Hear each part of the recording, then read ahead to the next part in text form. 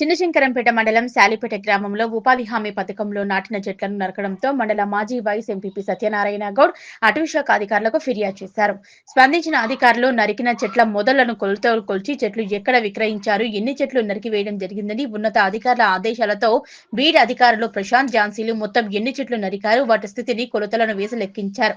ఈ సందర్భంగా section officer Asim మాట్లాడుతూ శాలిపేట గ్రామంలో చెట్లు నరికిన ఫిర్యాదు రావడంతో విచారణ చేపట్టడం జరిగిందని, నరికిన చెట్లను పంచాయతీ కార్యదర్శి ఆధీనంలో ఉంచడం జరిగిందని, పచ్చని చెట్లను అనుమతి లేకుండా నరికివేసిన వారిపై చర్యలు తీసుకోనున్నట్లు ఆయన తెలిపారు. పూర్తి నివేదికను రేంజ్ అధికారులకు సమర్పించనున్నట్లు తెలిపారు. షాలీపేట్ ఊర్లో ఈరోజు మా బీట్ ఆఫీసర్ ఇద్దరు వెళ్ళి ఇన్వెస్టిగేషన్ చేసినారు.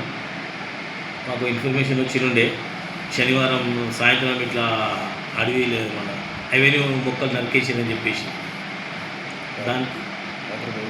దానికి ఆ రోజు రాత్రికి పోతే 10:30, 11 మధ్యలో అది చూసుకుని వచ్చేసినాము.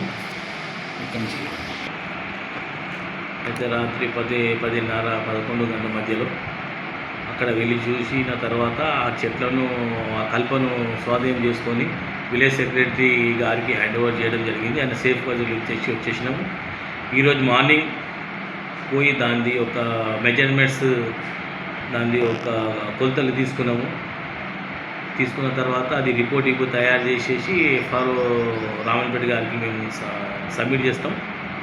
దాని మీద రేపు మార్నింగ్ వచ్చేసి తగిన దాని మీద చర్యలు ఫారో గారు తీసుకుంటారని చెప్పేసి మీకు తెలియదు జరిగింది.